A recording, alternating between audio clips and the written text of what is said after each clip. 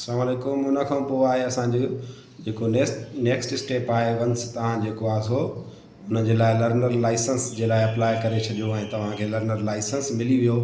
उन खां पोइ तव्हां जेको आहे सो वञी करे पिंक स्कूटी स्कीम, जंहिंजो लिंक असां तव्हांखे ग्रुप जे जेको आहे वीडियो जे उन में डिस्क्रिप्शन में शेयर करे छॾींदासीं। उन ते वञी करे तव्हां अप्लाई करे सघो था।